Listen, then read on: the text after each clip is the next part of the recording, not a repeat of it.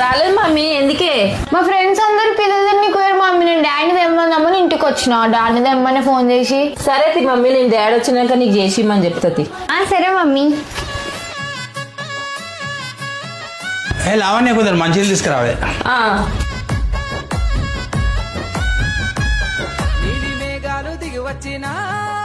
అబ్బాయి లోకి కంటే పిజ్జా అంటే చేసిస్తావా? పోయి వచ్చినా ఇప్పుడే పిజ్జా. సరే చేసిస్తావు ఒక 5 నిమిషాల తర్వాత.